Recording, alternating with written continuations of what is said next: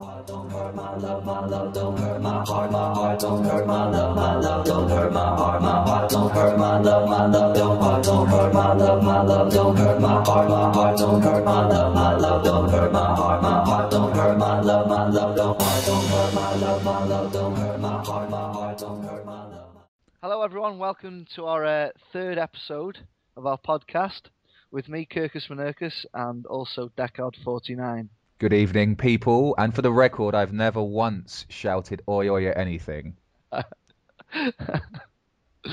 how are you today, man? You okay? I'm pretty good, actually. I've had a bit of a full gaming week. It's not been too bad. I've hit up quite a lot of stuff. Looking forward to getting into discussion with you about it, actually. I know there's at least one or two things we're gonna see. What's the opposite of eye to eye? Arse to elbow. I don't know. Maybe. Yeah. Cool. So what are we going to start off with today then?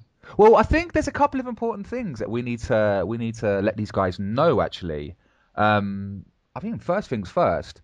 Apparently, it has been observed that we're on a new service now. I'm not entirely sure if I've heard of this. I think it goes by iTunes. Is that iTunes? iTunes. iTunes. iTunes. Is that it? Sounds familiar. Yeah. Well, apparently we're on this iTunes service. I haven't heard of it. I don't know what it is, but apparently if you go to iTunes and put in high level play, we are on there. So that seems like something people should be doing, doesn't it? I totally agree. Definitely. Yeah. iTunes.com. That's probably something. Fucking iTunes. Get over there now. Get us downloaded. Hitting the iTunes. We're also on another service as well. Meow is that Meow? Email is that? I don't know. All these newfangled technology. Oh, I'll tell you, the technology nowadays, man. Yeah. So we have an Meow address. Which is high level play, and then this really fucking dodgy looking circle with some other shit in it. Gmail.com. All right. So high level play, funny looking circle, gmail.com. So if you want to hit us up with emails, that would be a good place to do it, I imagine. I'm quite interested in hearing from our many viewers. And also, if you're on iTunes, give us a brilliant review if you don't mind, guys. Give us a brilliant review because let's face it, are we going to be brilliant? I think yes. I think that's probably a thing. And we're also on Twitter, and our Twitter address is Media Maestros, which is MEDIA. How do you spell maestros, Kirk? Maestros. Let me just get my dictionary out, mate. Hang on. MAESTROS. So that's shit. At Media Maestros. I love it. As well. To be honest, there's not much going on Twitter-wise. So unless people start following us, we probably won't mess around with it too much. But do email us. I'm quite interested in hearing the more colourful gaming news. Less of the sort of commercial stuff that other outlets do really well. So just send me some fucked up shit, man. Just pretend you're writing to Francis York Morgan and let's just get this on. Sounds good to me, mate. Okay. Was there anything you wanted to add from an introduction perspective, Kirk? I think you pretty much covered everything there, mate. All right, we've covered the iTunes. We've covered the meow. So I think we're good to go. I think so. Okay. Well, we're gonna have a quick break, and we'll come directly back with the news of the moment.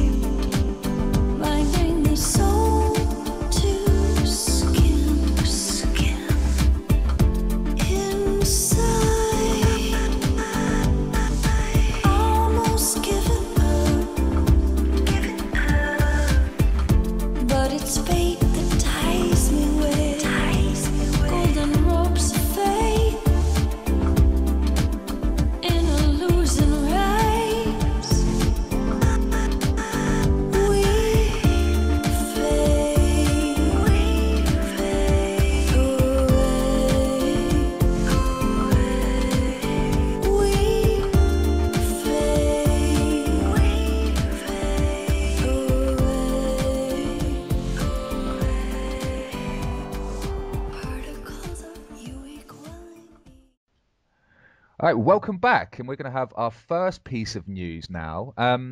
Something I'm not entirely familiar with. I don't suppose you've ever played any Pokemon, Kirkus, have you at all? To be honest with you, mate, I haven't. I'm really, really pleased that you said that, actually. No offense to any of our Pokemon players out here, but if you knew anything about Kirkus, he's a man's man, right? He eats lard and beats his missus up on a fucking weekly rotation. So we got a bit of news here, Kirk, about Pokemon, and I've actually pulled this from the Giant Bomb website, giantbomb.com. So thank you very much for that, guys. So it was recently announced that there's going to be a Pokemon app released for the iPhone and the Android phone this summer, and a lot of people were wondering whether or not that actually meant at some point in the near future we're going to get a fully fleshed out Pokemon game on the iPhone and the Android phone. They're really, really popular, actually. I mean, I haven't played many of them myself. I've touched one, but in Japan, in particularly, they're really, really popular. They sell a lot of units, and a lot of people are curious to see whether or not this is actually going to be on the iPhone. And Nintendo have come out, and they've come out kind of really aggressively, like don't even think about it. Like, no, we're not going to do that. Because I can see why though. It's pretty interesting. Why do you think it come out that aggressively when people might be discussing Pokemon coming out on a smartphone, Kirk? I think it could be because, like you say, Pokemon's very popular amongst the Nintendo players, and I'd say that was one of their main selling points for Nintendo, apart from obviously your Mario and your Zeldas. But definitely for the handhelds, Pokemon's definitely big driver for that stuff. And obviously, I don't think they want the iPhones and the other handheld phones to like touch their patch. I think that's what they're trying to be so aggressive about it for. Well, I guess you can see, little Johnny's mum. Well, I've got this 40 quid 3DS Pokemon game, or I've got this £1.50 app on an iPhone. Think how much money they'd lose, Nintendo. Yeah, it's not rocket science, is it? It's not rocket science. No, it goes without saying, really, doesn't it? I can see why. All right, so I might have a couple of little quotes here just from this story. Well, we've got on July the 1st, the Pokemon Company announced it was launching a free Android. Oh, it's free as well. So a free Android and iOS application in Japan called Pokemon Letap. Right. I don't know. That sounds fucking pornographic to me. Letap. It's like a Frenchman trying to get. I give you a tap, you're a tap. I don't know, that's a French accent, but it wasn't. All right. The Pokemon Company routinely launches applications for cell phones and PCs as a way to promote its non-video game products, such as Music CD and Pokemon TGC trading card game. Since they are intended purely as promotional tools, not as unique video games, Nintendo is not involved in any way. So yeah, they've come out pretty hard there. They've come out pretty hard. What do you think? Just having a little think about this, Kirk. This is my noodle. I don't think often, but when I do, I like to think that the toilet is close by. How do you feel generally? Have you got a handheld at the moment? I've got a PSP and I've got the old Nintendo DS. But the only time I seem to play on them is when I either go on holiday or if I go on a long journey. Yeah. It's handy, but also now I've got an iPhone. There's no need to use my handhelds anymore because I've got everything at the touch of a finger. Yeah. I bought a 3DS and to be completely honest, I've barely touched it. I've only recently I put a couple of hours in because the new Zelda came out, or the old Zelda, I should say, in a new format. Yeah. But, I paid quite a lot of money for it and I haven't really touched it at all. I can imagine. And it's like you say, a handheld is not something you carry around with you routinely. It's if you're going to do something, you plan to have it. And a phone you always have on you. You always have your phone on you. So if the urge should suddenly fucking compel you to play a bit of a game, bang, just in your pocket. That's it. 59p.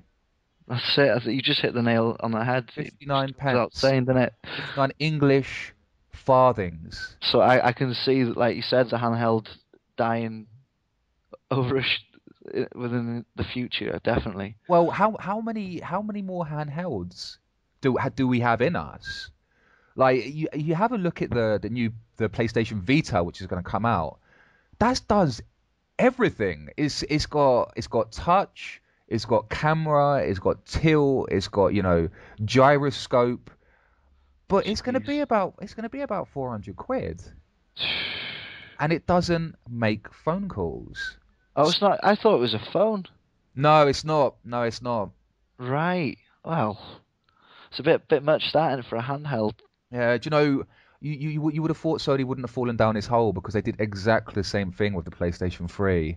Yeah. Famously, their fucking CEO, Kaz Hirai, said at the time, people will get a second job to buy a PlayStation 3. Like, that's how good it is. Don't worry about the price. People are getting second jobs. Jeez. So are we going to call it then? Are we going to put a few quid down on the PlayStation Vita being the last I think you might be right there. last definitive handheld system? Definitely. Cool. I'd put a good wager down on that because like iPhones and other like Androids and what have you, it's the way forward now. I think it's so accessible. Yeah. And like you said, it's just in your pocket whenever you need to feel the urge to play a game. It's just there. Do you know what I'd really, really love to see is the president of Nintendo just in Japanese, like just pointing at the camera and going, "Pikachu, not for you." Like, I think that would be fucking awesome. Like, if I could pay money to have, he's pointing at the CEO, like he's pointing at fucking Steve Jobs. "Pikachu, not for you." Oh, that's genius, man. I could just love to see that myself. Because the fucking Japanese language is crazy as well. He'd probably have to talk for about 13 hours. Just to say that one. Yeah, just to say that. Do you ever see that film, just on a tangent, do you ever see that film Lost in Translation? Never seen it, mate. Sorry. I'm a bit of a Bill Murray fan. I assume you love Bill Murray. I do like Bill Murray. And he goes to Japan to promote this whiskey. And he's getting direction from the director, and he has to say these 3 words. Unfortunately, I can't remember what they are, so I fucked a little bit of my story up. But he's basically like this is good whiskey. Do you know what I mean? Hang on, let me think. He says, make every moment a whiskey moment, and he takes a little sip. And the director comes along and he starts screaming at him in Japanese for about 45 seconds, like gesticulating, waving his arms around. And Bill Murray's just looking at him like, just, what's going on? And the translator comes over and she goes, he wants you to do that again, but just a little bit more slowly this time. And Bill Murray goes, is that what he just said? And she's like, yeah. And Bill Murray goes, that's all he said. Just, he wants me to do it a little bit more, like lift the glass up a little bit more slowly. And she's like, yeah. It's like, okay. Anyway, so Nintendo of America, don't even think about Pokemon for iPhone. And we've also, as industry fucking experts, analysed what's going on and made the decision that there's not going to be any more handhelds after PSP. So unlucky Sony, unlucky Nintendo. El Kirkus and I have called it, so just fall in line, please. You've had it. Yeah, you're out. You're out. Okay. I think we'll move on to our next story. Which is Ubisoft announced YouPlay Passport, which leads... Indeed. Yeah. Now, tell me a little bit about the Ubisoft YouPlay Passport, Kirk. Well, apparently they're going to do the same as what EA have been doing, which is you need like a certain code to play online or to get certain content, which... So a purchase. A purchase. New game. So it looks like Ubisoft are going down the same route. They're all going down there. Everyone's going down there now. Like, if you buy a new game, you're going to have a code, and they're quite clever the way they word it. They say, we're going to provide additional and bonus content to you. But what they actually mean is we're going to ring fence existing stuff, and you can't get at that unless you put this code in. That's it. Which also I think's a bit bad, to be honest with you, because I'm a big fan of renting games. Because as everyone well knows, is that especially with me, if I go out and rent a game, I like to make sure I like the game before I buy it. So that's one of the reasons I rent the games. But with these passports that they're bringing in now, they're making it more and more difficult for people to rent or even buy second-hand game. You can't even borrow a game off your friend anymore. No, that's it. It's one of those, isn't it? It's just, I think they're getting a bit greedy now. It's interesting to know though, if you just flip it over, that the developers spend a year and a half to 2 years making these games, and they sell the game once, and they get so part of the revenue stream from that first sale comes to the developers at that point, and the publishing house, obviously. Although most goes to the publishing house, which is interesting. So the people who make the games actually get the least cut-wise. But second-hand game sales, it's so you can sell a second-hand game infinite amount of times. Do you know what I mean? Yeah. So places I can see what you're saying. Yeah. Places like GameStop in America, most of their revenue comes from second-hand game sales because they sell it to little Billy. Billy plays it for a while, brings it back. They sell it to little Johnny. Little Johnny plays it for a while, brings it back. They sell it to little Kirkus. No, that's a scary thought. I don't think of the fucking spawn of the loins. To be honest. It fucking worries me. But can you see what I'm saying? Yeah, definitely, because they're literally bringing in money with the same game constantly over and over and over again, which, like you said, developers can only sell it once, which is a fair point. They only sell it once. And what's really insidious, Kirk, and this is where I have a personal issue, actually, is that they start selling the second-hand games at £5 less than the new games. And in a lot of these stores, and I actually have evidence of I sound like a fucking lawyer. I know people who work in these stores, so I am aware that this happens. There's actually a policy where if someone brings a brand new retail release to the counter, the clerk behind the counter is obliged to ask them, wouldn't you want to buy that second hand because it's a bit cheaper for you? Yeah. So for the customer coming to the counter, £5 is £5. So they're not particularly bothered. If they can get a game for £5 less, they'll get a game for £5 less. But I don't know. There's something really insidious about that. Do you know what I mean? Definitely. Maybe at some point we'll open up the discussion about how places like fucking Game wait for supermarkets to be selling hardware at a discount rate, and then they give their employees a couple of £1,000s and tell them to go into Tesco's and Sainsbury's and buy up all of the stock. I remember. Yeah, I seem to remember you telling me about that a while ago. That's unbelievable. That is. It's scandalous. And then Sainsbury's and Tesco's, because they sell a lot of stuff at a loss. They're using this thing called a loss leader, and what they want is people to come in, go to the game section, which inevitably is right at the back of the store. That's right. And as they go to the back of the store, they walk past a number of products and hopefully will buy something. But yeah, we slightly tangented off there. So basically Ubisoft have just jumped on the bandwagon now. And I can see that it leading the way for other game developers doing the same again. So I think every game will probably be the same soon. Which is a bit sad because obviously we're living in a bit of a difficult climate at the moment with money and things. But that's what. Mind you, if you look back towards like the early '90s when the Nintendo's SNESs and what have you came out, the games used to be £60. For cartridges games. So I mean, back then you actually made sure that you brought a decent game. You wouldn't go out and just buy one if you like the front cover like some do nowadays. You had to proper make a decision and buy it because it was a lot of money. And, I think we're going back to them days again where you literally. But in another, if you look at it in a different light, it's given the game developers more money, so hopefully they'll bring out better games as well.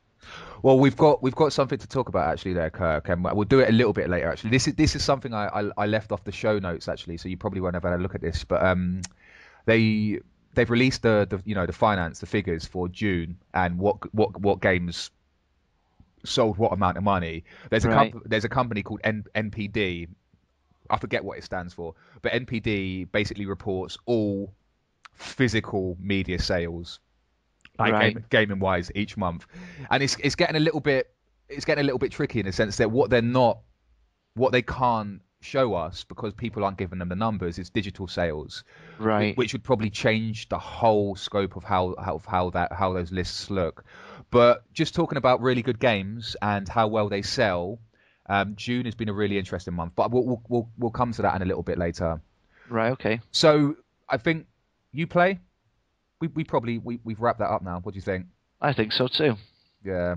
So I'll just read off the last sentence here. And I pulled this story originally from VG247, so videogames247.com. Thank you very much, VG247. The first game to implement YouPlay Passport will be Driver San Francisco, as reported yesterday. Now, if anyone fucking buys Driver, they're nuts anyway. Fucking crazy. Do you remember that big scandal about Driver 3 and how they bought all the reviews and put the game out when it wasn't ready?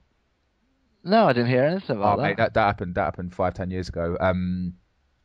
What we might do is we might put a segment together at some point, like gaming scandals or something, Kirk. That'd be cool. Yeah, every week we'll talk about like another gaming scandal. I saw like a little demo of Driver, the new Driver that's coming out before on the Xbox, and you can actually stop your car and get out. I know. And literally, I know. Morph into a different car like 2 miles up the road. Hang on. This is Transformer talk here. I don't mean morph into a car. And that was the worst Transformer sound I've ever fucking done. I might cut in a fucking genuine Transformer sound into the edit there just to give some comparison. But yeah, it's like apparently you can, if you're chasing someone, you can literally morph up about 10 miles up the road and get into a tank, block the road, and then go back into the car that's pursuing the guy. That's a fucking Transformers game. Like called Driver San Francisco. It sounds a bit crazy.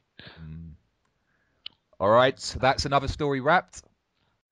Our next little nugget of news here is it's a little bit of a novelty. There's nothing amazingly concrete here, but it does transpire, kirkus, that Microsoft has registered a couple of peculiar domains, namely www.sony-microsoft.com and www.microsoft-sony.com.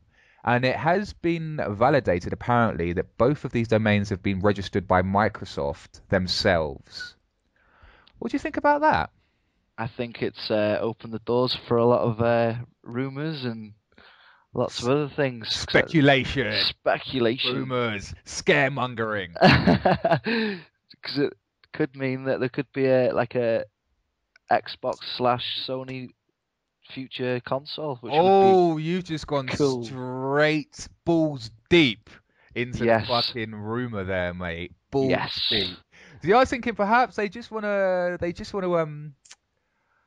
keep people from registering that domain. You know, hackers and people who want to farm ad revenue and banners and stuff like that. But we're suggesting that there's going to be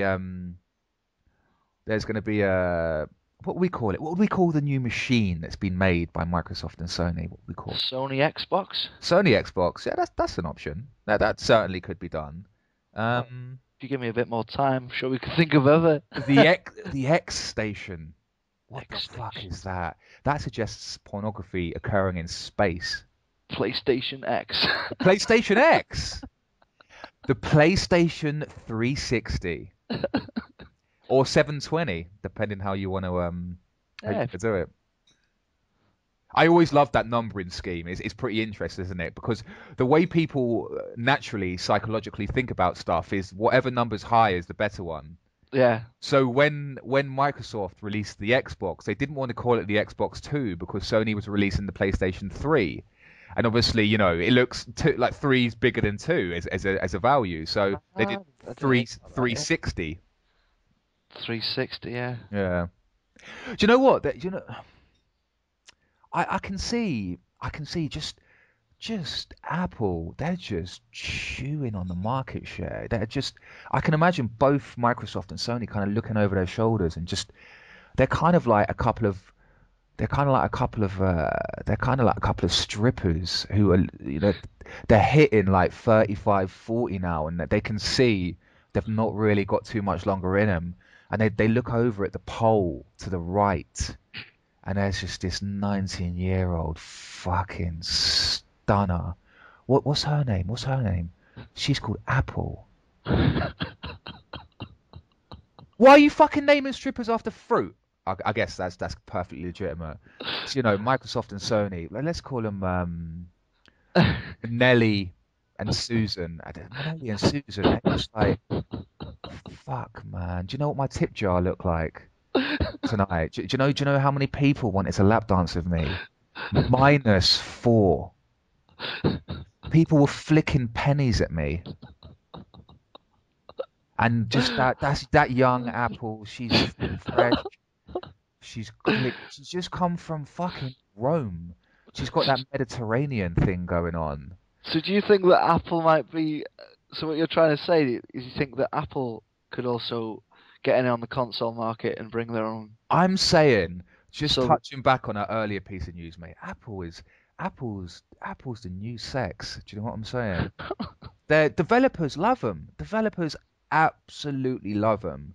And maybe this is something we can cover later, but lots and lots and lots of industry, like veterans, are moving away from console companies and going into either apps or social gaming. Because do you remember how you were saying, like, we're almost getting back to the Super Nintendo days? Social gaming's kind of like that as well. Like, if you think about a studio now, Kirk, a studio, let's take Infinity Ward, or what's left of them after that fucking mass walkout. Those guys, and Bungie, Halo, same thing. Infinity Ward, Call of Duty, same thing. Those guys will make a game, and then for 10 years, they will make variants on that game. Yeah. Do you know what I mean? And those games take 18 months to 2.5 years to make. Do you remember back in the Super Nintendo days, one company could make a racing game, then a year later they'd have a platform game, then a year later they'd have a puzzle game? Definitely, yeah. Definitely. Turnaround time was so quick, and that's kind of where we're getting back to now. Like, lots of guys go into social gaming because they can have an idea and they can iterate on it really quickly. Yeah. And then they can put it out, and then they can move on to something else. That's right. Like, you don't have to be locked in this fucking production cycle which goes on for 2 years. And always at the end you have crunch time, don't you? You hear all these stories, the rock star wives. Do you remember they wrote that letter saying that their husbands were working like 12-hour days and like 6-day weeks and 7-day weeks? Was that the Bondi? Well, that was a new one. Yeah. Was it Namco? No, Team Bondi. Yeah, Team Bondi for LA Noire. Yeah, LA Noire. Fucking Brendan McNamara has been described as the angriest man in the world. The devil. That's crazy talk. You can just see it though, can't you? Like, you can just imagine the meeting. Can you imagine that? Like, he kind of sits down, like, guys. I looked at some of the emails as well that they sent. They leaked some of them. I'm not sure if you saw them. They're like, guys, we're working 6 days now. Guys, we're working till 8 o'clock every day now. This is, we know it's difficult, but this is kind of how it has to go down. Jeez. Just see those meetings, like they're like. Must be a fly on the wall. Yeah, Brendan McNamara is like, what would a fly see? Like, Brendan McNamara, he's the head there, and they're kind of like, Brendan, look, I haven't seen my wife in 7 weeks. Can I go home, please? No! You belong to me! You are a worker drone, and I'm gonna work you until you fucking die! And if you tell anyone, you'll never work in this industry again! Something like that, brother. He sounds like a bastard to work for. The angriest man who's ever lived. I think I just modified the quote a little bit there, but like, sounds like a bastard. Brendan, can we go home before? No, you can't. Fuck off. Make me some art. Make me some fucking art assets. It's crazy. Okay, so today we have decided there's not going to be another handheld. Oh. We've also decided that Microsoft and Sony are teaming up to make the fucking Spacebox 720. Which is crazy. Just going back to it, back in the day, it was like Nintendo had a rivalry with Sega. Do you remember? And yeah. You just looking at, if this does go ahead, you just couldn't have seen it coming, would you? A Sony, which is as big as rivals as Microsoft, you just couldn't imagine them teaming up. But it makes sense, doesn't it? Definitely. Oh, for sure, mate. For sure. And you know how the Sony PlayStation 1 came about, don't you? Sony they were developing a CD-ROM based console for, I want to say, Nintendo. It's either for Nintendo or Sega, but I want to say it was for Nintendo. And they had a massive argument, and Nintendo basically said, look, fuck off. Yeah. And they used that technology that they were working on for Nintendo and made it the PlayStation 1. Jeez. Isn't that just fucking beautifully ironic? It's crazy. That is good, though. Because I think the PlayStation was the better off in that fight, weren't they? Well, can you imagine? Nintendo have gone, who the fuck are you? Go and make some fucking tellies. Piss off. Do you know what I mean? And a year and a half later, the PlayStation 1 is dominating the entire industry and making people who've never even thought about playing a fucking video game boast about having this shit in their living room. That's it, man. I think it's crazy. The sex box. Yes! Sexbox 720. Sexbox 720. Sexbox 1080. 1080. Oh, mate. That was another crazy game. I loved that game. That was a skateboarding game or snowboarding game. Snowboarding 1080. Oh, mate, I think we need to leave this story because we've done it all that we can, but I just want to cast one last glance at Apple working that pole. With the £50 notes hanging out of her thong. And the pennies being thrown at the rivals. Yeah, man, it's Susan and Melina. Melina? Minerva? I forget what the Microsoft one's called. That's how ugly she is. We're forgetting what she's called. You said something like Noonie or something like that. Noonie? Noonie? Noonie? That's a fucking stripper name if I've ever heard one, mate. All right, I think we've wrapped up that story. I think that does it for news today. What do you think, mate? I think so, mate. We do have an interesting little item on our show notes that I would like to pick up next week, and perhaps we can just give the viewers a little reason to come back. And what's that, mate? Facebook's games are more likely to please a woman than sex. Sounds about right. You talk about your missus, mate. Speak for yourself. Anyway, what we're going to do now is we're going to have a little break. We're going to have some transition music. The music is courtesy of the Free Sound Project, so head over there and listen to some shit, I guess. And when we come back, we're going to talk about what we've been playing. Which is going to be epic. See you in a few minutes, my people. Our people.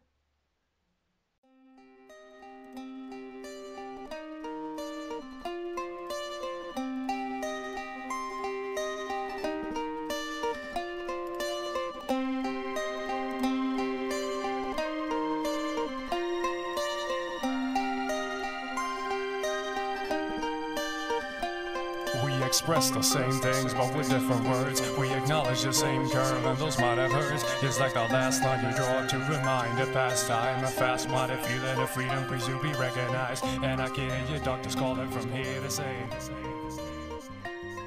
kill vice, independency, and off here to see. So, should we talk about what we've been playing lately then? Let's hear it. Welcome back. Okay.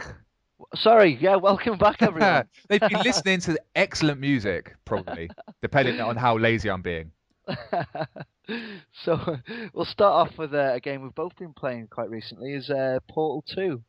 I've not played it amazingly recently, just for full disclosure. But yeah, I played it, I beat it. No spoilers, not going to spoil it, but you haven't beat it yet, have you, Kirk? No, I'm probably about a quarter of the way through it, which, God, it takes some bit of brain power to get through some of the levels.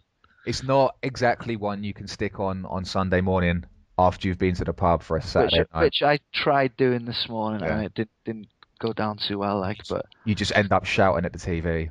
Definitely. But what did you actually think of the game, Deckard? I really, really enjoyed it. I mean, I remember the run-up because... we'll start with Portal 1. So we both played Portal 1, didn't we? Yeah. Did you beat it? I didn't beat it, no. Did you play a fair bit of it? I played a fair bit of it, but I got probably stuck, and I get a tendency to if I get stuck for more than an hour, I usually turn the thing off. But... Was that a word in the English language? Tendency. Pendant. I guess the thing about the first one, and the reason I mention it is because this does relate directly to Portal 2, is that the first one kind of came out of nowhere. It did. Do you know what I mean? Did you buy it on the orange box, or did you download it? I bought it on the orange box, yeah. Yeah, so everyone bought the orange box for Team Fortress 2 in Half-Life. Yeah. And, it was kind of a novelty. It's like, what's this Portal thing? And then you started playing it, and it was awesome. Definitely. It was really, really awesome.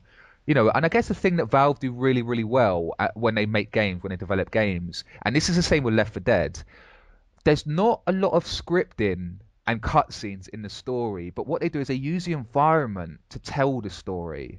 I agree, definitely. I think that's really clever as well. Especially, it's amazing. It's amazing. It's beautiful. It's really, really good, I think. Yeah, that's a good point, actually. They very rarely give you much information about either the character you're playing, like Freeman. He doesn't speak or anything. Or Left 4 Dead, it just starts off 3 weeks or 3 days after the. Yeah, probably both of those things. I think it jumps between 3 days and 3 weeks. And fair enough. At the beginning of Left 4 Dead, you do get a cutscene, but it's kind of it's the comments. It's the little comments that it's Bill saying, "I hate stairs. I hate helicopters." That was Francis. Oh fucking! Who's Bill?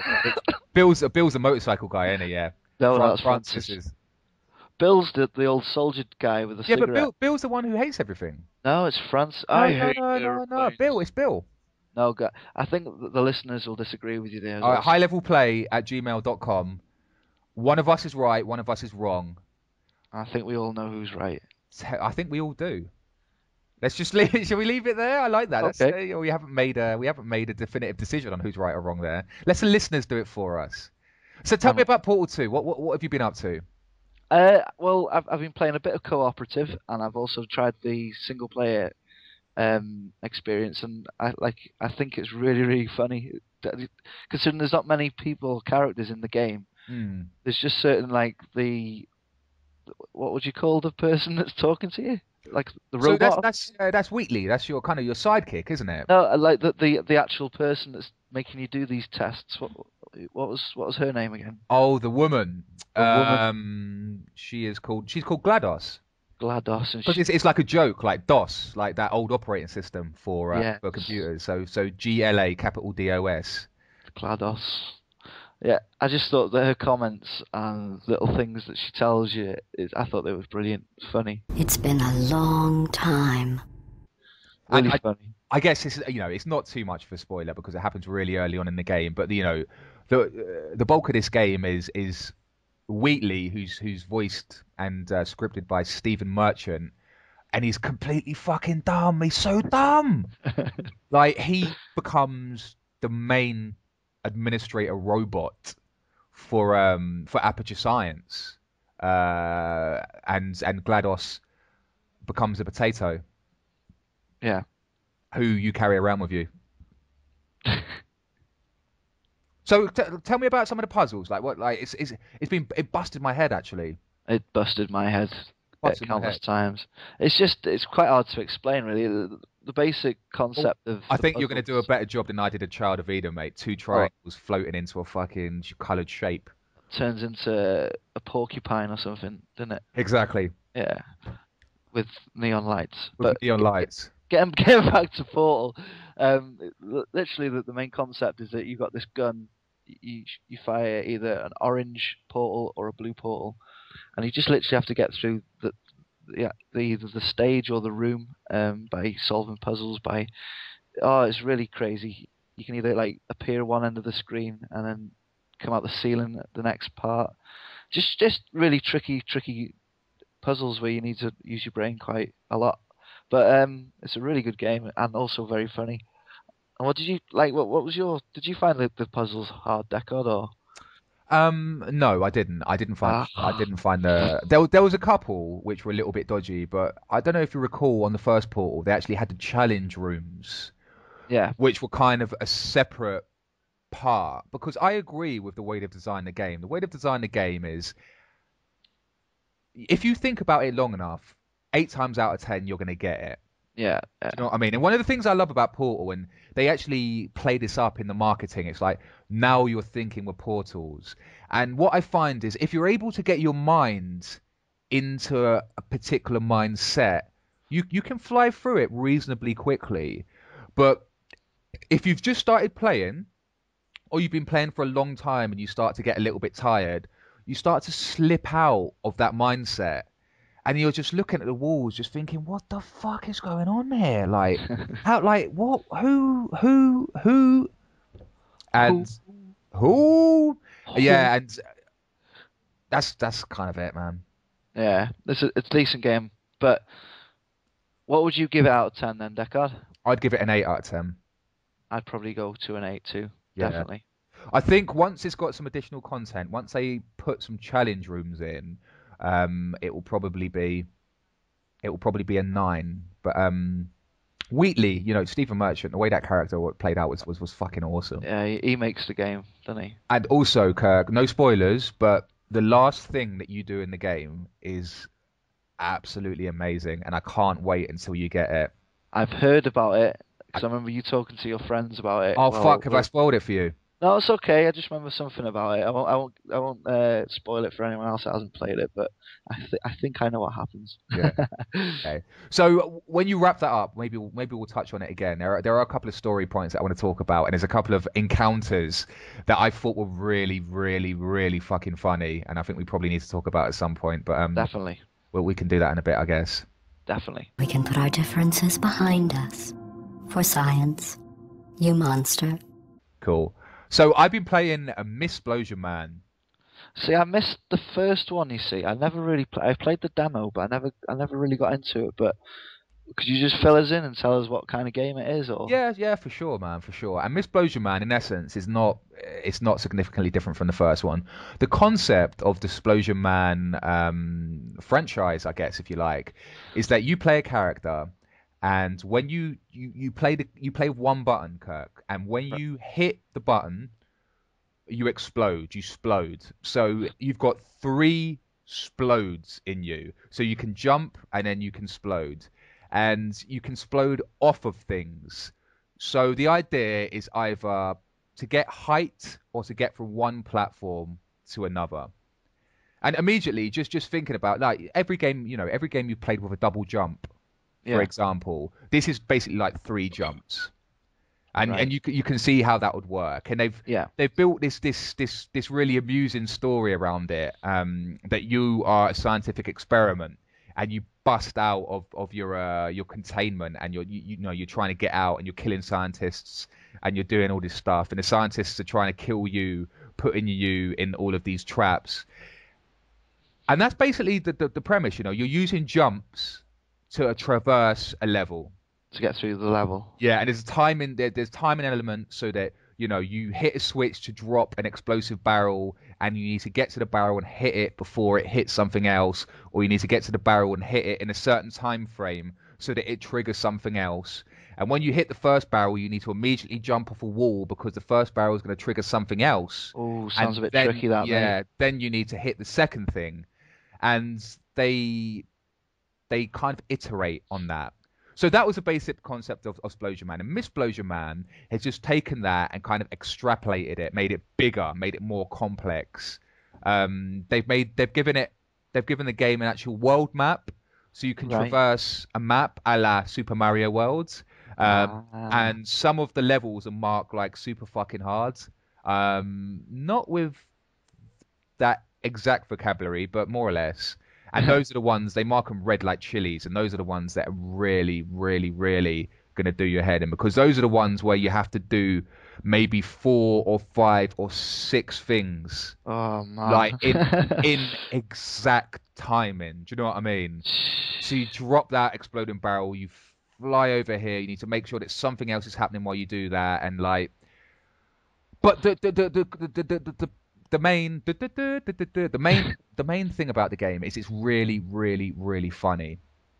Okay, sorry, go on. Sorry, I just remember you telling me that there's a lot of like nods to Arnie films and other action films inside these games, which sounds pretty cool. So the first one was Splosion Man, and a lot of that stuff was 80s action cinema. So you had Get to the Chopper! And you had all sorts of Total Recall stuff, like Get Your Ass to Mars. Wade. Yeah, you got that as well, exactly. Nice. So they've kind of flipped it, and what they've done now is Splosion Man is completely filled with 90s music references. Cool. And the woman never fucking shuts up. Like, she's running around the stage, and she'll be like, if you like it, then you should have put a ring on it. Like, no. And like fucking Ace of Base. Like... all sorts of stuff, like all sorts of sayings. Sounds funny, mate. Yeah, what other sayings were there? They've got Destiny's Child. You know, I can't think of any at the top of my head now. This is quite irritating. But yeah, it's basically a Twitch platformer with lots and lots and lots of very interesting cultural references. Like, you know, the first boss is Predator. Like, cool. She walks up to him when she's beating him and she's like, "What the heck are you?" Obviously the word being fucking Predator. And he looks back at her and he goes, "What the heck are you?" The Predator doesn't sound like that. But then he does that thing with his arm where he does the self-destruct. Yeah. And she runs and she's running and they kind of do it exactly like they did it in the film. You know, Arnie dives into the ditch as he explodes, and she does exactly the same thing. She dives into the ditch. It's really good, man. Download the trial and just in the process as we speak. And have a look at it. I think you'll enjoy it. It's pretty. So what would you mark that out of 10? Well, I'm only about a third of the way through it. At the moment, I'd give it an 8 out of 10. Oh, it's quite promising now. I might have a go then. Yeah, I'd give it an 8 out of 10. Obviously, I can't rate it because I haven't played it yet. So maybe next podcast I'll give it. Never stopped you before, mate. You're going to rate Deadly Premonition. You fucking barely touched that. So let's move on to our next game. What have you been playing next, mate? I've had the immense pleasure. The immense pleasure of taking back Deadly Premonition to Blockbuster. Fucking shitbag. I tell you. I'll just explain to the listeners about how much you've banged on about. What is Deadly Premonition, and how has fucking Deckard 49 rep this game? Deadly Premonition is probably the biggest crock of shit I've ever played. You know what? You and I are not making another podcast after this because we're no longer going to be friends. In fact, I think you owe me £5 for telling me to go out and rent the game. Fuck off. Now, summarize. In fact, summarize. I was about to say summarize to the listener, but I just want to make sure that you've understood what the premise of this game is. Summarize what your understanding of Deadly Premonition is as a game. What type of game is it? The type of game it is, without trying to make it sound even worse than it really is. It's a crazy game where you see people getting strung up trees, little twins, and I thought, okay, I can cope with this. And then the first glance I see, it's a bit like Resident Evil, over the top of the shoulder view. Mm-hmm. And then these crazy ghosts that like to turn it upside down and chase you. So I thought, okay, I'll pop a few bullets at them, try and kill them, and you can't run and aim at the same time. You've got to stop. The camera's horrible. The camera is horrible. I will give you that, my friend. The graphics are like PlayStation 2. That's a little bit of a stretch, but the graphics are not very good. Deckard is a terrible game, and I feel really passionate about telling you how bad it is, because you have made this game sound like an epic game. The game is absolutely epic. Okay. Oh, Deckard. So Deadly Premonition was released in Japan as Red Seed's Profile, and it's an open world survival horror video game. It's a cult video game. It was developed by XS Games, and it was published by Ignition Entertainment in the USA and Rising Star Games in Europe. I have never in my life seen a game which has polarized people in such a way.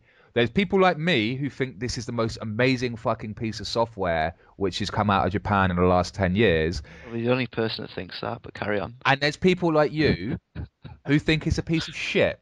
Oh, okay. Mate. The game is a murder mystery, right? So Anna Graham dies at the beginning of the game, and she's crucified on a tree. And it's based quite closely on a TV series called Twin Peaks, in that there's a local murder in a rural town, and a very peculiar and quirky FBI agent is deployed to that town to solve the murder. Tell me a little bit about Francis York Morgan. Not much different from those you've just mentioned. The case I was on until last month, well, the guy killed 7 girls in a 3-month period. He sawed their heads off from the neck and took them back to his house. He cleaned the skulls up and used them as utensils in his daily life, to eat from or as a urine cup. Can I just? I don't mean to be a spoiler or anything, but I turn the game on, and the first thing he's doing is he's driving down the road, talking to someone that's not even there about Tom and Jerry. And yes. I just couldn't get my head around it. I just thought it was a really strange poo game. Dude, how is he talking about Tom and Jerry? He's like saying Jerry likes to be the one that gets the violence inflicted on him because he's asking for it all the time. And I was like, what the hell? Because at first it doesn't explain that it's No, isn't that part of the beauty? Because he's looking at... this probably contributes to the fact that he crashes the car, actually. He's actually got his laptop open on his lap, and he's looking at pictures of murdered women from all around the country, and he's talking about severe abuse and the relationship that the abuser has with the abusee. And it's not apparent at all that he's actually fucking talking about two cartoon characters. And that is amazing. That's fucking cool. But who's the guy he's talking to? There's no one there. Mate, the way this game ends, and he's talking to a person called Zach. This game looks completely fucking random and completely scatty, right? Yeah, scatty. Every part of that game builds towards one thing which happens at the end and one decision that you have to make. And when you reflect on that, you actually do realize that everything you've done in that game, every relationship that you have, has some contribution to make to one decision, a single decision that you make at the end of that game. And you find out exactly who Zach is. Right, okay.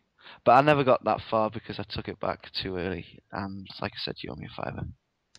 What are the worst things? What were the worst things about that game for you? The controls. The controls graphics. Are poor. The graphics are poor. The fact that if you got to drive from location to location. Oh, the fucking driving is shit. Oh man, the driving is the fucking worst, dude. What the fuck happened to that car? I can't think of a single positive thing to say about this game. I've got lots of positive things to say. In fact, what I'm gonna do, I'm just gonna review scores. Let's do this thing. OneUp.com, B, Edge, 7 out of 10. Eurogamer, 7 out of 10. Game Informer, 7.75 out of 10. GameSpot, 7 out of 10. GamesTM, 8 out of 10. IGN, US version, 2 out of 10. IGN UK version, 7.5 out of 10. And on and on and on. Destructoid, 10 out of 10. And then? It just goes on, my friends. So awards, Dharma Sutra, Best Cult Game. Game Critics, Game of the Year. GameSpot, most surprisingly good game. These guys on Games Radar, drugs. Best worst game. Jeez. Honestly, man. You forgot to mention Kirkus Menurcus. You're a well, you are. We're a fucking media outlet now. High level play, 0 out of 10. Oh, that's oh man. Mate, if I could mark it lower, I probably would. The character of Francis York Morgan is perhaps one of my favourite characters of all time. Like, why is he driving around and starts talking about fucking tremors? Why has he got a shaved eyebrow and shaved part of his hair? That, you find the answer for that right at the end of the game. It keeps coming back to this thing which happens at the end of the game, which I've been telling you about. And why does he keep talking about films like The Attack of the Killer Tomatoes? Because he's like us, man. He fucking loves media, yo. In fact, I might speak to his agent, see what he's doing for the next episode of High Level Play. See if we can get us fucking Francis York Morgan. I think it would have been better if I would have got someone that enjoys playing it and probably sat there and watched them play it than actually playing it myself. Maybe that would have been better, but... Well, you've just suggested that you watch my videos. Yes. Because I was a bit intrigued because I was watching some of your videos about this game and I thought, okay, that looks interesting. I'll have a little dabble at that and... Whew, well, it's important to note that I edit out a lot of the bump as well, so you just get raw meat, the raw meat of the game. the cutscenes and that doesn't show the actual gameplay. Fuck you. All right, who killed Anna Graham? Who killed Anna Graham? Yeah, you've met them already. Is this a spoiler? That was, well, not really. In the murder mystery, you always meet the killer really early on, don't you? You just threw a spoiler out then, Deckard. Mate, how much you played? What, 2.5 hours of the game? 3 hours? I got about 2.5 hours. Yeah, so you've definitely met the killer at this point. I didn't know that. You see. I know, but I'm asking you, who did it? Are you asking me who I think did it? Correct. I reckon it was the FBI agent. Wrong. No. If you can't even analyze a simple equation like that, I don't understand why you'd be able to understand what a good game is. So fine. Stop talking wet. Fine. If you don't, if you don't like good games, that's up to you, my brother. Okay, we'll leave it at that then. No, I'm not finished fucking having a go at you yet. All right, let me read you some more ratings. Official Xbox magazine, 7.5 out of 10. X-Play. What the fuck is X-Play? Don't know, mate. Digital Chumps, 8.8 out of 10. All right, we're done. We're done here, aren't we? I'm not going to convince you. I don't think you could convince. I think if you paid me, I wouldn't be convinced. Listen, he smokes cigarettes and time goes forward really, really fast. That's fucking cool, man. Notice. Why was he talking into his coffee? Oh, mate, FK. What's that about? My coffee told me. Oh, nuts. All right, you're going to have... Is that bad? I've even deleted it off our note. Oh, you fucking just deleted that out of the show notes, you bastard. I'm never going to let you into Google. I'll tell you that much. Well, let's move on to something that perhaps we will both agree on. Okay. Shadows of the Damned. Shadows of the Damned, and that's another interesting game, isn't it? Some asswipe named Fleming stole my girl. I am here to take her back. Meaning you are on a quest to kick the Prince of Evil's ass? Holy shit! Dios mío. Female flesh is so soft and tender. Another Japanese game. So it was very interesting. I'll give it that. Very different. I haven't played a game like that before. Do you know how many units it sold in June? No. Okay, I'll just put some context around this. LA Noire sold somewhere in the region of 500,000 units in June. Right. And it was a top-selling game of that month. What do you think? What do you think Shadows of the Damned sold? Compared to the 500,000? Yeah. I'd probably say about 100,000. 34,000. No. Yep. That's quite low, that, isn't it, really? And Child of Eden also sold around 34,000. That's not a lot at all, is it? And I think this kind of comes back to the point that you made earlier, Kirk, is that, well, good games don't necessarily sell well. How about you? Oh my god, oh my god, oh my god, oh my god, oh my god, oh my god, shawing. Now that is a big boner. All right, Johnson, let's take this pole for a stroll. No. Because Shadows of the Damned is a good game. It is a good game, I agree. All right. Why is it a good game? It's just funny. It's like a funny game. It's like a shoot 'em up. Bit like Resident Evil again, over the shoulder view. So Shinji Mikami, who developed Resident Evil, was one of the project leads on this. Yep. There you go. There you go. That'll be your Resident Evil connection. Definitely. And there's just because there's a comedy aspect to it as well that makes you laugh, and there's really some twisted ideas in it.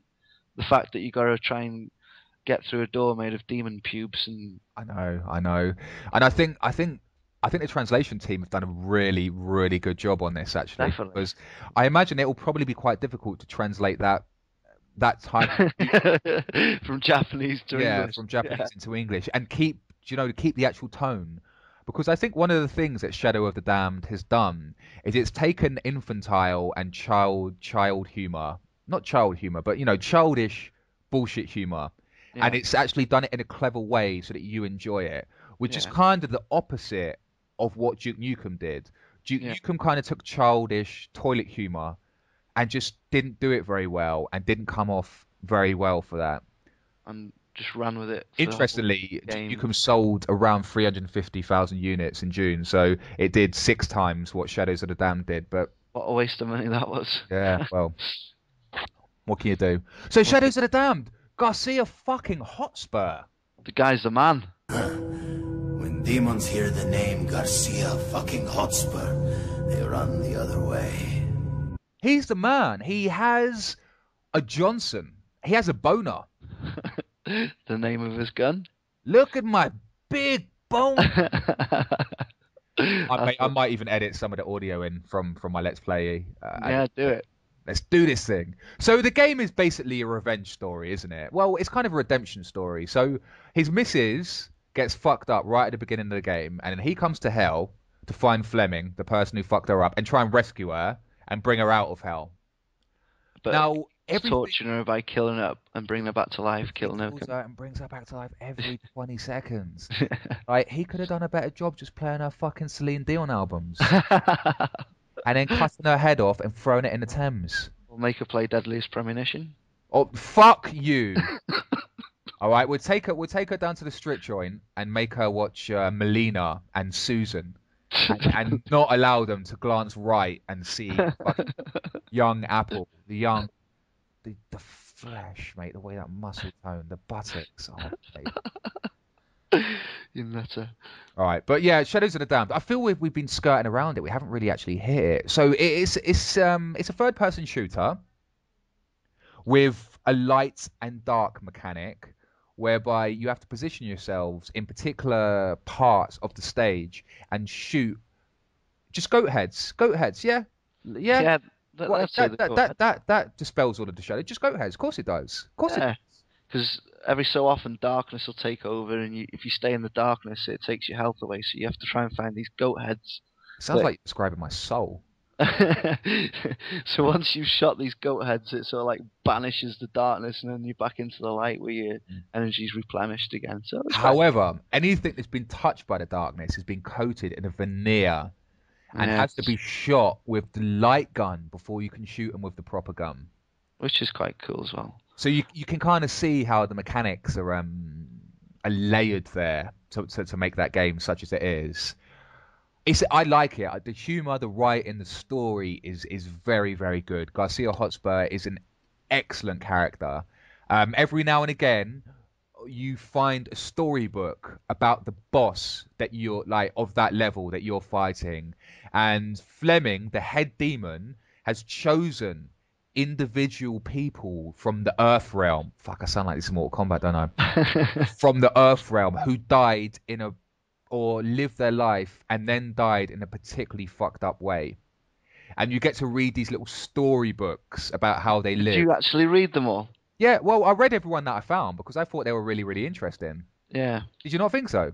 I just thought they were a bit long-winded. They went on for too long, especially you couldn't flip the page once you finished reading because you got to wait for the characters to read it out for you. Yeah, I can see that.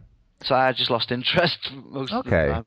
And it would appear to me, at least, that all is not what it seems with Paula, his missus.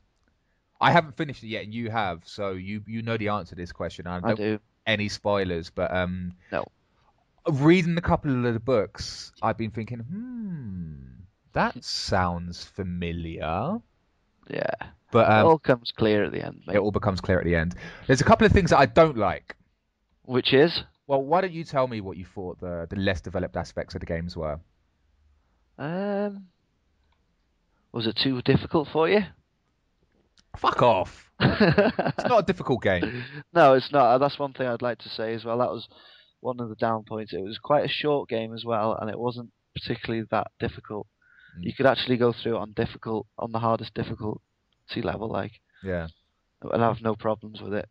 I did it on the normal, and I wish I did it on the hardest because you obviously get better achievements. Yeah, you get a couple more points off that, don't you? Well, you don't actually, because I completed it in normal, and then you'd have thought the easier difficulty would have popped as well, but it hadn't. You have to play it through on Oh easy. my god, are you telling me the achievements aren't stacked? No, that's fucking crazy talk. When are they making this game? Like 2004? That's what I thought. How do you not stack difficulty achievements? I don't know. Deadly Premonition does the same thing as well. Goes without saying, really. Yeah, you shitbag. So that was probably my only gripe with the game, was it was a bit too short and it was a bit too easy. I'm right near the end of the game now. I'm on Act 5, and I believe the last chapter is Act 5, Chapter 5. Yep. And I started to find it a little bit tedious about how linear the game is. Do you know what I mean? Yeah. It's very, very straight. You're always walking in one particular environment. Like you can't roam or explore or anything like that. The old invisible walls trick. Yeah, there's a lot of that stuff going on. And I also found some of the boss battles and some of the sort of mid-level boss battles a little bit tedious. It's kind of that thing. Identify their weak spot, shoot it, rinse and repeat, rinse and repeat, rinse and repeat. And that's really, really old school game design. Do you know what I mean? Definitely. Because I guess the way this game works out, Kirk, is that Shinji Mikami, who is from Resident Evil, he makes the game, and Suda51 brings the fucked up shit to it. Yeah. So if you play a Suda51 game, it's not this game. It's generally fucked up, but it doesn't generally play very well. Didn't they make No More Heroes? They did, yeah, you're right. Yeah. Grasshopper Studios, Grasshopper Manufacturer. Yeah, that's right. Which also was apparently a twisted game. I never played it, but... Yeah, I've got it on my Nintendo Wii, but I doubt I'll ever play that. No. But you know what? I've got one of these things, Kirk. I like to actually buy these games and support these developers. Because at the end of the day, a game that sells 34,000 units, they're not making a sequel to this. I doubt it. And we get to the point where it's just Gears, Call of Duty, and I don't really want to be in that space. No. I want to have the option to play other games. Yeah, I think like El Shaddai, Ascension of the Metatron. Yes. Which has been developed. It's been developed by the same guys who made Deadly Premonition, I believe, or published. Oh, you are joking. No, I'm not. So you didn't tell me that before when you asked me to watch the trailer? No, I wanted to hear your reaction live. I was going to delete the link if I'd have known that. Because you were quite complimentary about the trailer, actually, although it does look quite interesting, doesn't it? Lies. So I guess that is Shadows of the Damned. I'm not sure we've done it as much justice as we might have, but I think we've I think we've covered it. What do you think? I think so too, mate. Okay. Let's crack open another can there. Did you hear that? Yeah, I got another Stella on the go, man. All right, so just looking at our show notes, the next one is one of your jams. It's one of your joints. Tell me a little bit about Deadliest Warrior, mate. Legend. Deadliest Warrior. Well, I really enjoyed the first one, and I think it's a proper Marmite game. You either love it or you hate it. So let me ask you, what is your expectation from Deadliest Warrior franchise? I wasn't expecting anything different. Well, a lot of difference to the first one because it's only been a year since the last one was out, and it was a bit. Probably on the verges of being an indie game, I'd say. Yeah, but like, would you try and compare this to fucking like Street Fighter or something? No. The fighting mechanics aren't that good at all, really. It's just literally 3 buttons and a dodge button. But they've tried to mix it up again with the second one by introducing push button. So if they're blocking all the time, you can push them. Okay. So it's like a guard break sort of thing. Yeah. But the thing is with that, because it's like you can have ring outs on this one as well. Yeah. You literally just push them until you push them off the side. Yes. I think that's just a little bit of I think it's a bit broken, that, to be honest. And they've also introduced... No, that's not broken, mate. Push them out the fucking map. Do you remember Virtua Fighter style? Yeah. Ring out, mate. Just have them out. Yeah, but there's another thing they've introduced, which is quite funny, is a grab mode as well. You push the 2 buttons down and they grab, and it's a bit like rock, scissors, or paper. Okay. Rock, paper, scissors, this is traditionally known. Oh, depends what side of the country you're from, I suppose. I think it does, yeah. Whether you're wearing a fucking sheepskin around your bell end right now. Shut up. Nah. Anyway. Condom made out of fucking wool. Yeah, you English bastard. Anyway, as I was saying, yeah, so if you get it right, if you press, for instance, green and the other guy presses blue, you break the leg then. Oh, mate. So then if you can do it again, so then you could actually break their arm also. So the guy's trying to fight with a broken arm and broken leg. I thought that was quite funny. I do. You know what? That is one of the things I like about that game. Like, I've not seen too many games do this, although some do. But you can kill him like with one shot. Like, yeah, it can go fight, and then you do something and cut their head off. Yeah, which is kind of crazy when you think about it. Yeah, it is cool. Like the first one was a bit like, it was much like that. The second one, I think they've tried to sway away from that a bit more, because with the first one, if you want to use your projectile weapons, it'd hit them every time. Yeah. But on the second one, you got a chance that 4 out of the 5 will miss, and 1 of them will strike with your opponent. But yeah, it's okay. I wouldn't say it was the best fighting game, but I enjoy them. I like the gore, and I like the fact that, like you said, you can slice their arm off and they can carry on fighting and things like that. But I was looking at an achievement that I needed to get, and it's cool. You literally have to beat the arcade mode on the hardest difficulty with Genghis Khan using only the dead fish. Nice. So every character has its own, like, if you like, joke weapon. Yeah, I saw a news report about this actually, but you only unlock them by doing certain stuff, don't you? You have to go into a survival mode. And you have to get 25 opponents, beat 25 opponents. I can see someone who's done it already. Yes, I've done it. But the thing is, I tried this achievement with the dead fish, and the dead fish is like hitting someone with a cloth.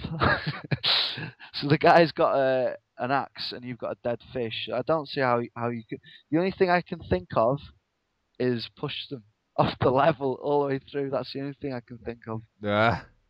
Mate, what is he? Some sort of like, how are you killing people with a dead fish? You can't. Is he like a master fisherman? You can't. I've tried. He doesn't take any damage off them at all. So I don't know how you're supposed to. And there's some levels without a ring out, so I'm not sure I'm going to do that. But I'll have a go. Well, let's remember, Jesus was the fisher of men. That's right. If I recall my Bible lessons accurately. So I believe. I might check it out at some point if it comes on the cheap. I remember being invited to the original and just kicking your fucking ass on it. God, you talk some lies, you do. You had to go to the ninja in the end to fucking beat me because I was messed up. Yeah, look, that's a nervous laugh. You know that was the truth. Okay. Yeah, I think you beat me once. Yeah, you fucking lying shitbag. You are. You talk some shit. Little bastards. You little bastard. Right. Yeah, so I think I'd give that probably a 6 out of 10. 6 out of 10. So what did we give Shadows of the Dam? Did we give it anything? We didn't rate it, did we? I'm gonna say an 8, but I'm gonna say a low 8 at this point. Yeah, I'd say probably a 7 for Shadows Down, only because it was too short and it was, like I say, a bit too linear. It was really, really, really linear, and you don't have cover, do you? So no, it kind of really changes the nature of a third-person shooter if you don't have cover, if you can't jump to cover. No, they made some interesting design decisions when they made that game, but that's what the Japanese people do, and that's why we love them.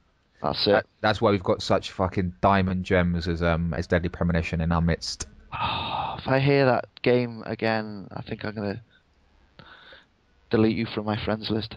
Oh, mate, I will come to your house and delete you from existence. How does that sound? Sounds like a plan. And I'll just like that most recent Mel Gibson film, The Beaver. I'll do the podcast with a puppet on my hand. And I'll do like a Welsh accent. Okay. Have you got any more exploding carrots? Who's been watching Bottom? Yeah. You have. Fucking put me out your shit. All right. So that's what we've been playing. Yep. Our agenda doesn't have too much else on it, to be honest. No. Can you think of anything else? I can think of a number of things, but not that we need to do on this podcast. Although I'm gonna do some fucking like outtakes of shit where we fucked up the podcast. What? Yeah, fuck you. What we forgot to mention though was that someone has mentioned someone's registered the domain modernwarfare3.com and directed it to the Battlefield 3 website, which amuses me greatly. Yeah. So let me have a look. I'm on the internet now. So if I go to www.modernwarfare3.com. Oh, that's not how you spell. .com. Hang on, www.modern. Fuck, I have to go back to the story now. This is dead air. We don't like dead air. It's got a good stage though on Left 4 Dead. Yeah, apparently it looks like it's busted now, but they had modernwarfare3.com going to battlefield3.com, which is quite amusing. But that's quite funny. It's going to be. Who do you think is going to win? Tough call, that mate. I can see Modern Warfare pushing it and winning it. I think Modern Warfare 3 is going to sell significantly more. I do too, because they usually do, don't they? Because it's such a popular game. 3 is. But I think what EA is going to be focused on is making the number of games, making the distance that they win shorter. If you see what I mean. I don't think Battlefield guys are focused on winning. I think they're focused at this point on making the distance that Modern Warfare 3 wins smaller, so that they creep up on them. Definitely. Okay, I think on that, mate, we'll call it. Should we call it? Okay, so we'll call it, mate. That'll do. I've enjoyed myself immensely, actually. I have too, mate. It's been good. We're it's been the right laugh. in somewhere around about 2 hours, so Oof. It's good. Oh, what I might do is I might format the podcast in a way so people can skip through certain sections if they want. So yeah. Right, and once again, guys, it's highlevelplay@gmail.com. Like, drop us an email. Let us know what's going on. Check us out, guys. Check us out. We got a lot more personality than a lot of these podcasts on the internet. Fucking come and see us. Give us some support, and we'll give you beauty. Can we give them beauty? Is that a thing? I think you should edit that. We're both quite ugly. Is that? I'll have a word with my missus. I'll see what we can do. Yeah, I would. All right. I want to finish this by doing a Jerry Springer quote, but then I'd have to cut my head off and throw it in the Thames. I think so. So I think I'll just say good evening. Can't you just do that anyway? Oh fuck, mate! You little shit! All right, I'm calling it. Right, mate. Say goodbye to the viewers. See you guys. Good night. Goodbye. Next week. Take care. Next week. Bye.